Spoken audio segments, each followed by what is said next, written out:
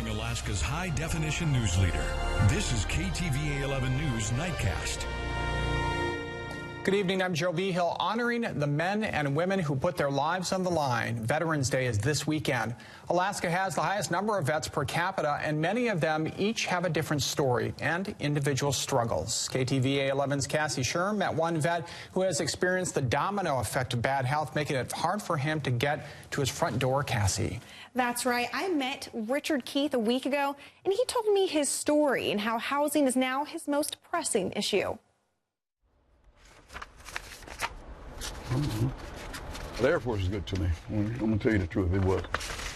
I got a chance to see some of the parts of the world and got a chance to meet my wife. Richard Keith spent most of his life serving our country. I served quite a bit. You know, I did a year in Vietnam. Most of the time I was in Japan. Then I ended up here. Keith and his wife Taki lived in this house together until she died. I figured she put all her pictures in here. I don't even know if I got anything in that thing. You know, that's me and her. We were married for 51 years, and she passed away 4 years ago. So I've been by myself ever since. After her death, Richard Keith lost his right leg to diabetes. This is the one I have a hard time with. And just a year ago, he lost the other leg. The doc saw it, and he said it's gangrene.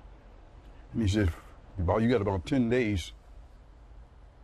You make up your mind. He goes, if you're not, it's going to kill you. So I had to take the other leg. But again, the angle is wrong. So Keith's neighbor, Wes Bascom, helped him build a temporary ramp. You know, I kind of gave him a hand what I could, you know, hand him tools and all that stuff. You know, I said, well, it'll be good for the summer. But now that winter is hit, he is facing another obstacle, just getting to his front door. When I rolled in, I looked at that. I said, oh, boy. Let's see if I can get up this thing. So I got about, the first part, it was kind of steep.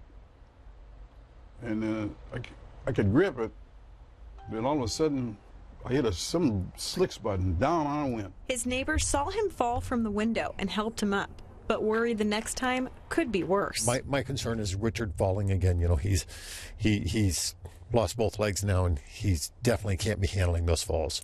If I can do anything for Richard, I will. You know, I'd build the ramp myself, but finances just doesn't cut it. For now, Keith sits in his chair and waits for a new ramp from the VA or housing that is more wheelchair friendly. Now I'm trying to find a decent place to live and get out of here. I've been in this thing for about 40 years. And used to be I could keep up with it. If it wasn't for him over there, you know, I'd probably be in trouble. You know, I got good neighbors. He's a Vietnam vet. He served our country. He did for us what I couldn't do. And he's a good man. You know, he's a value to our community. So, you know, I care about Richard. My wife does. Our neighborhood does. Keith has more than he can handle, but says he continues to do the best he can. Now, there are many vets facing some of the same problems Keith faces. I spoke with the VA about how they help, and they say it's a lengthy process, but they create a one-stop shop for vets to go to, which they hope helps. What that is an office where any veteran can call, email, or walk in anytime during our business hours and afterwards, even for emails. And we will try to get them the services or the information they need to navigate the system. We realize that this system sucks, and we're doing what we can to try to improve the process.